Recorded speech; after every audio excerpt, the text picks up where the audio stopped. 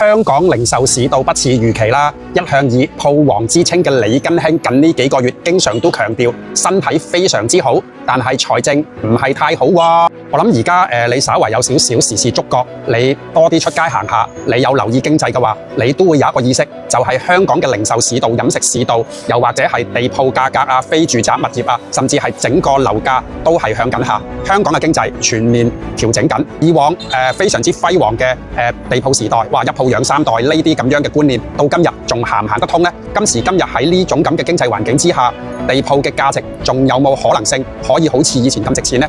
我諗好大機會已經逐漸走向沒落啦，甚至一沉不起啊！李生近排係非常之積極地去拍片，積極地面對佢嘅人生，佢呢一方面嘅態度我係非常之欣賞嘅。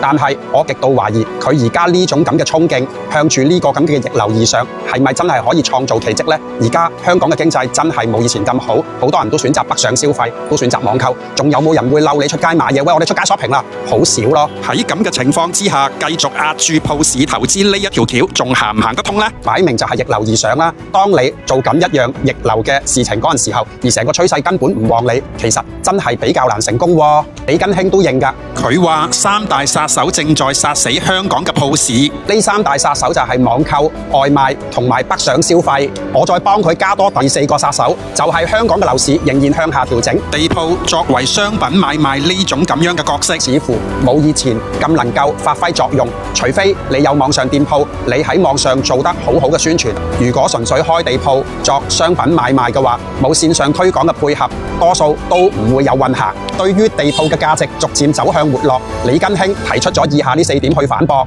第一，佢認為逛街嘅體驗難以被網購完全取替啊！實體店提供咗沉浸式嘅購物體驗啊，即場試用、專業諮詢，呢個係網購未必可以做到嘅喎。第二就係旅客消費剛性支撐需求啊！旅發局預計今年2025年訪港嘅旅客會創疫情之後嘅新高，佢哋會以即場消費為主，核心區嘅商鋪地位仍然有價值喎。第三就係銀髮族，即係長者們啊，比較偏好實體消費模式。